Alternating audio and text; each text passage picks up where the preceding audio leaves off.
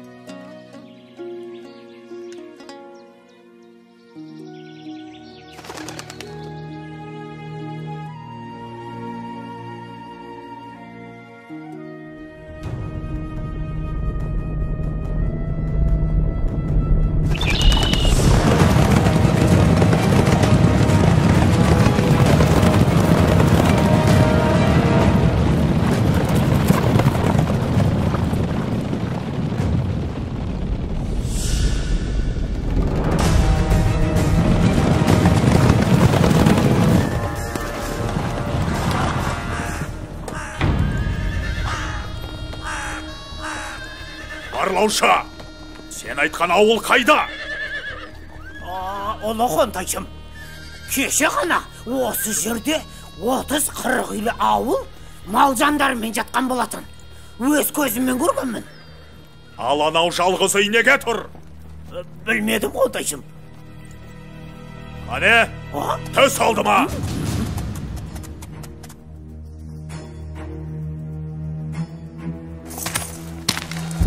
Ей шал, мал жан ел жұртың қайда? Bir günde жер жұтып кетті ме? Ел жұртымды шабайын деп, оңай олжа табайын деп келсең, қапы қалдың, Қонтайшы. Олар түнде көшіп кеткен. Көшіп кетті дейді? Ал сен неге көшпедің, шал? Әлде мені мүсірке баяйды деп отырмысың? Жоқ, сенен аяушылық күтпеймін. Әне, анау қарлығаштың ұясындағы сарауыз балапандарын көрдің бе? Балапандары қанаттанғанша үйімді бұзбайын деп шештім. Жау жағадан алды екен деп ұяны бұзып, балапандарды шырылдатқым келмеді. Обалын ойладым. Обал деймісің? Олай болса, қылышымды былғап обалыңа қалмайын. Жалғыз өзің жапан далада аштықтан ажал табасың. Көрейін сонда мына құстарыңның аузыңа су тамызғанан.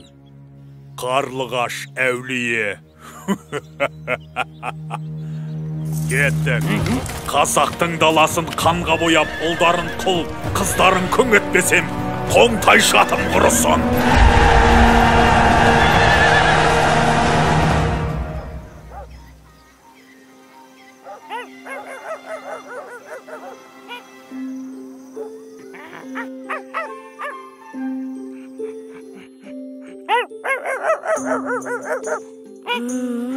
Қойшы.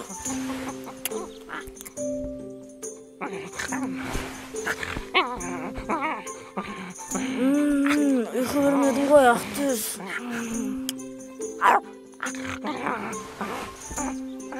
Асылжан, тұра ғой балам. Жайлаудағы әкеңді шақырып келе ғой. Бүгін саудагерлердің келетін күні. Қазір! Ақтөс кеттік!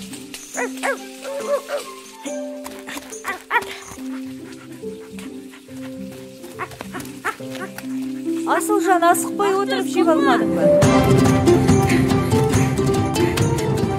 Қане Ақтөс, кім жейрек?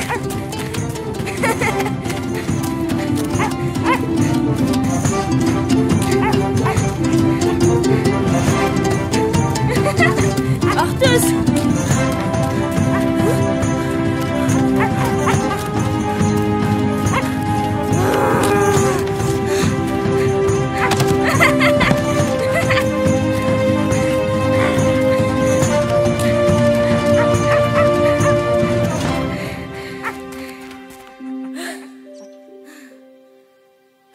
Ақтөс, жүр.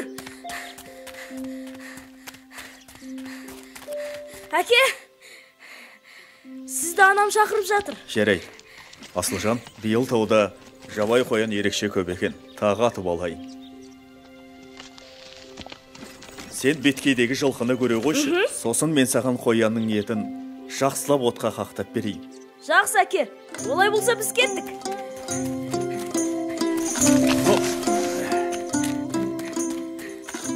Ақтөс, шаршамадың ба? Жарайсың, Ақтөс. Әне, келіп те қалдық. Міне біздің жылқылар.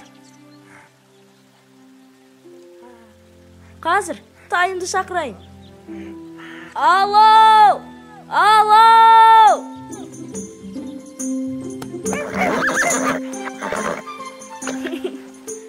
Алауым менің.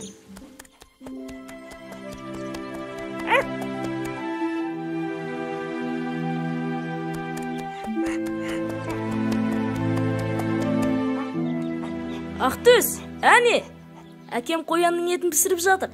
Сен де бір тоятын болдың.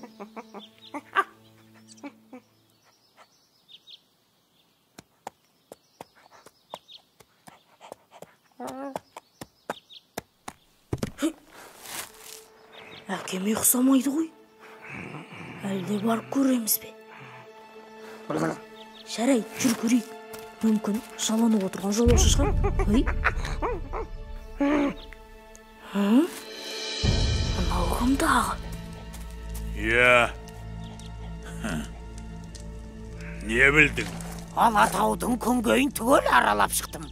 Қазақтар жайбырақат жатыр, қойсына бастарғай жұмыртқалаған заман дейді. Бастарғайды. Ендеше мен қойсыне жылан жұмыртқалатам. Ал сен Қаратаудың маңайын барлап қайт. Онда қазақтың қанша ауылы бар екенін біл. Сосын осында кездесеміз. Ләппәй қонтайшым. Ал, көріскенше. Иә.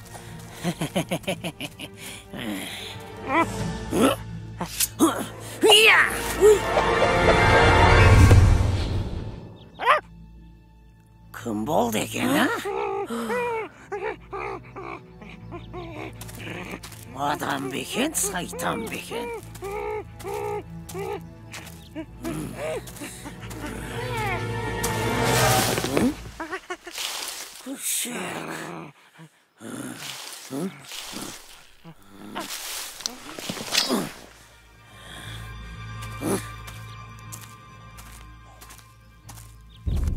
Бұл кімдер болды екен?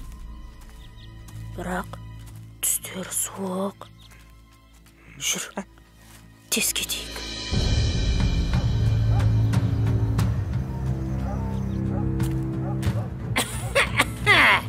Сосын бар ма екен? Ассалаумағалейкум. Әрине. Алыңыз. Көп жаса шырағым. Осы маңайда тағы да ауылдар бар ма еді? Әке, жылқыларды көріп келдім. Беткейде жүр екен. Асығыс болмасаңыз үйге қонақ болыңыз. Рахмет, асығыс едім. Келесі жолы келермін қонаққа. Жолыңыз болсын. Әке, мына адамды тоғай ішінен көрдім. Олар бізге қарсы жоспар құрып жатыр. Ойлары жаман. Қой балам, ол бір мүсәпір жолаушы ғой. Олай деуге болмай. Рас айтам, әке, ол бізге жау. Енді олай үлкенге ғайбат айтушы болма. Бізге сенбеді. Адамның кішісі болғанша, иттің күшігі болған дұрыс екен. Әй, бұл жай қазақтың мақалы. Асылжан, сен жинал. Сарайғыр жайлауына барамыз. Ақан ағаң сүндет той беріп жатыр. Сондағы Төле би атадан бат аласың. Әке, Төле би деген кім? Төле би бүкіл қазақтың төбе биі. Аузы дуалы, абыройы асқақ адам. Ол кісінің батасын алсаң, жақсы. Әке, мен би емес, Қабанбай, Бөгенбай, Наурызбай секілді батыр болғым келеді. Баламысың деген, жарайды. Бірақ кім болсаң да, бірінші кезекте еліңе адал азамат болуың керек. Соны ұмытпа. Түсіндім, әке.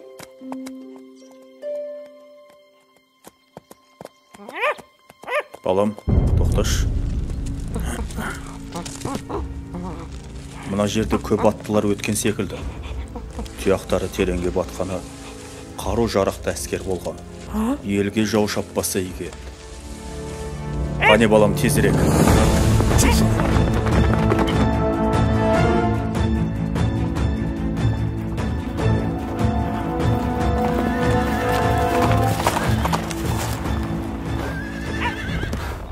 Ассалаумағалейкум. Армысыз, төбе би. Не болған сұрауға тілім бармай тұрғаны. Қарақтарым, жау жағадан алды деген осы. Бір жақсы мал жанаман. Алдын ала ауылды көшіріп үлгердім. Енді тездетіп арқаға Қазбек биге, жайықта Әйтеке биге хабар жіберу керек. Орда басқа құрылтай шақырып, 300-дің басын қосып бірікпесек, жауға тойтарыс беру қиын. Дұрыс айтасыз би аға. Бар қазақ жұдырықтай жұмылып, жауға соққы берер сәт келді. Рұқсат етсеңіз, хабар беруге қазір аттанайын. Мен Аханның інісі болам, есімім Ерболат. Ал мынау менің ұлым Асылжан. Бата беріңіз би аға. Олай болса, жортқанда жолың болсын балам. Асылжаның ел қорғар батыр болып өссін. Аумин. Аумин. Ал енді аттан балам. Жарайды. Әке, енді не істейміз? Балам, ал сен ауылға қайт. Жігіттер 5 қаруын сайлап дайын отырсын. Жолда абай бол. Өзіңе Алла жар болсын. Шу! Ша, балам, ша! Ақтөс, сен де қалма!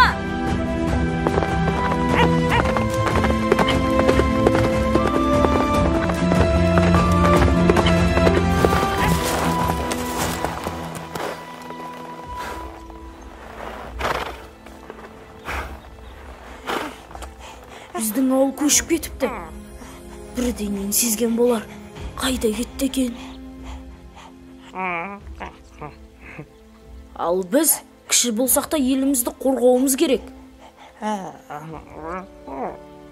Өткендегі жерде жаулар кездесеміз деген. Сонда барайық. Ақтөс, шаршама.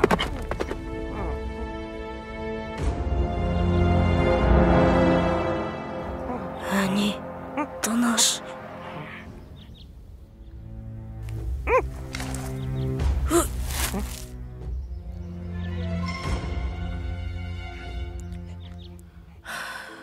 Байқамады. Жүр көрейік.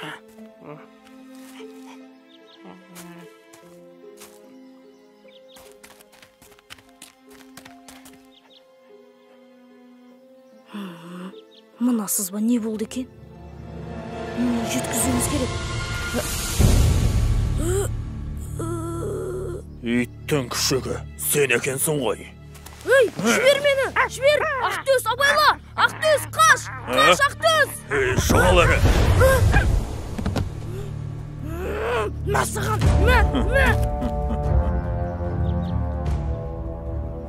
Жат енді осында жабысып. Кешке сені орда қалып кетем. Басы байлық құлым боласын. Ұқтың ба? Ей, боқмұрын.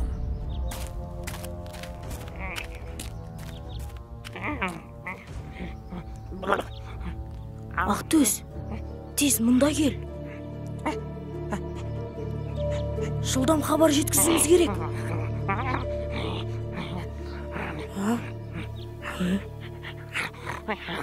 Жарайсың.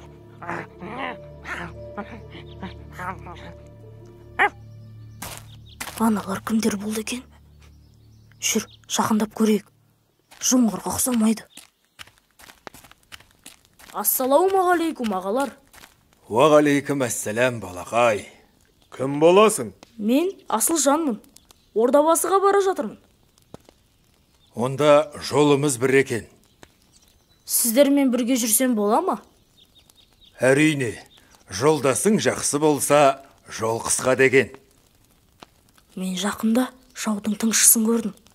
Бірақ сіздер мені кішкентай деп сенбейсіздер ғой. Неге олай дейсің?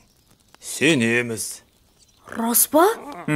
Ендеше сол хабарды тездетіп, Қабанбай, Бөгенбай, Наурызбай батырларға жеткізу керек. Сіздер сол батырларды көрдіңіздер ме? Жоқ. Ондай батырларды білмейді екенбіз. Қалайша? Олардың ерліктерін бүкіл ел айтып жүр ғой. Естімедік. Егер сен айтып берсең, тыңдар едік. Иә, жол қысқарсын. Әрине, айтып берейін. Мысалы, Қабанбай деген батырдың шын аты Ерасыл екен. Рас па? Ол не үшін Қабанбай аталғанын білесіздер ме? Білмедік. Жоқ.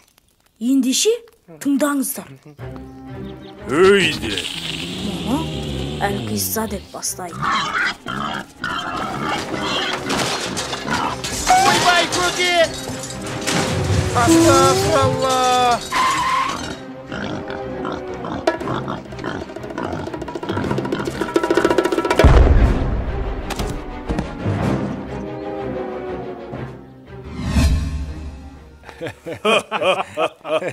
Қатырдау.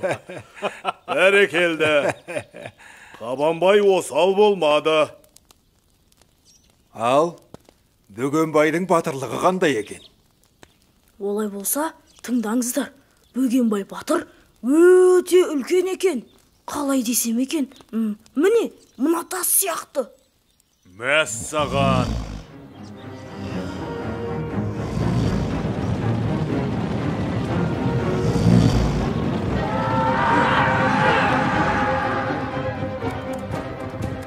Оның рас, Бөкеңнің ұйқысы қатты.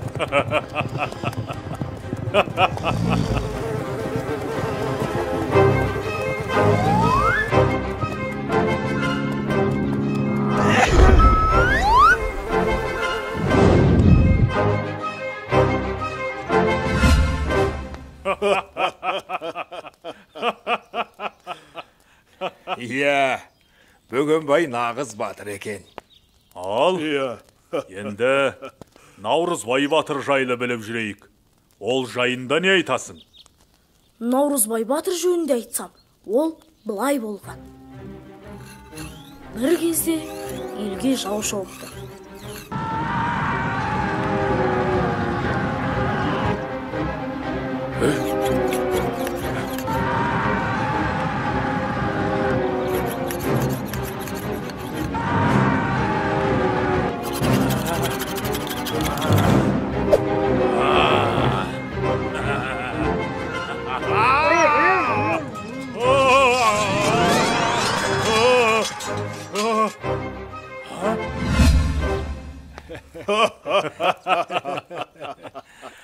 Жарайсың, Асылжан.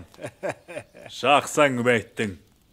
Біраз нәрседен хабардар болдық. Егер сол батырларды көрсеңіздер, менен сәлем айтыңыздаршы. Қам жеме, інім. Дұғай сәлем айтамыз. Ал, аттанайық. Рахмет. Ал, Ғанекей, рухымызды көтеретін бірлікке шақырар ән бастайық. Ане дабыл қағайық, жауға қарсы шабайық, қарсы келген дұшпанның басын жерге қадайық. Ақ білектің күшімен, ақ найзаның ұшымен, жерін қорғау жігіттің парызы деп түсінен.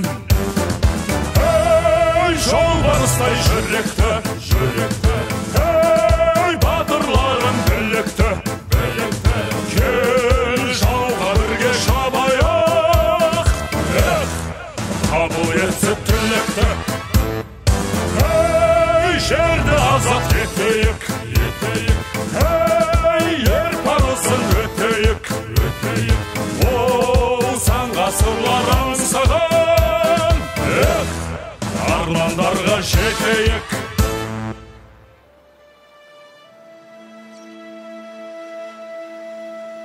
деген керемет. Мұнда не болып жатыр? Міне, Ордабасы төбесіне де жеттік. Төле бидің айтуымен осында бүкіл қазақ бас қосып, жауға тойтарыс берудің жайын ақылдаспақ. Мен айтқан батырлар осында шығар? Мүмкін осында болар. Иә. Жүріңдер. Шу. Кеттік.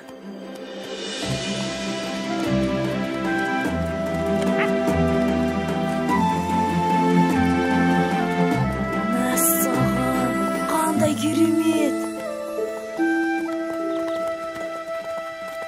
Бөгенбай, Қабанбай, Наурызбай батырларға жалынды сәлем. Саламат болсын. Бәрекелді. Сіздерге 12 қанат үй тігілді. Мұнда өтіңіздер. Жақсы. Тынығып алсақ артық болмайды. А? Сіздер сол батырлар ма? Ал, Асылжан. Біз сендей ізбасарымыздың барына қуанамыз. Иә. Батырлық білекте емес, жүректе болады. Ал сенің батыр болатыныңа біз сенеміз. Сау бол. Амандықта көріскенше. Жақсы балақай.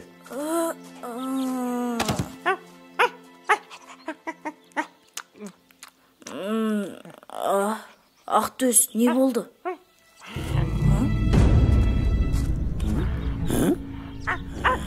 Шығу бірліктеріне балайын.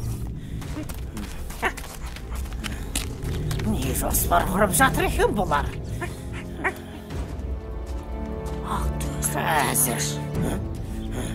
Наурызбай батыр, сен сол қанатты басқарасың. Бірақ мына сайда жасырма тұр. Тез хабар берейін. Қайда барасың? Мұнда болмайды. Мен батыр ағаларға баруым керек. Шұғыл түрде. Болмайды. Мұнда кеңес өтіп жатыр. Батыр ағалар, бұл мен ғой. Асылжанмын. Сақ болыңыздар. Ой, мынау балақай ғой. Иә, Асылжан екен. Кел, кіре ғой. Анда, мен көрген тыңшы сіздерді тыңдап тұр. Ой, еттің баласы. Не дейді? Көрейік. Некен? Сон неме? Қазір әкесін танытайын.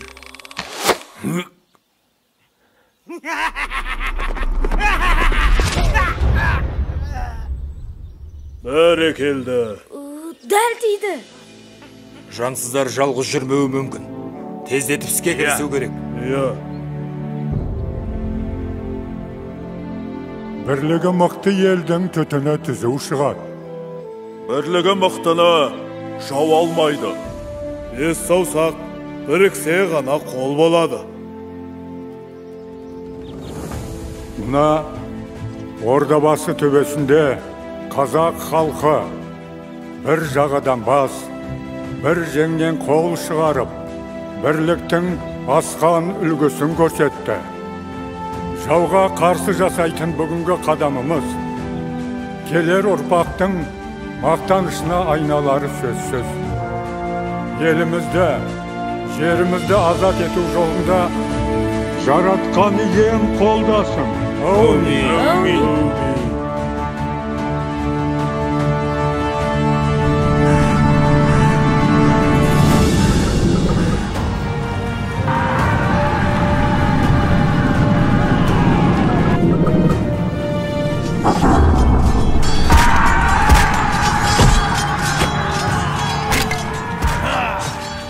Осылайша қасиетті Ордабасы төбесінде бас қосқан қазақ елі жерін жаудан тазартып, бірліктің асқан үлгісін көрсетті. Бабаларымыз осындай байтақ жерімізді келер ұрпаққа мұра етіп қалдырды. Бұл сенің тарихың. Тарихыңмен мақтана біл, жас дос.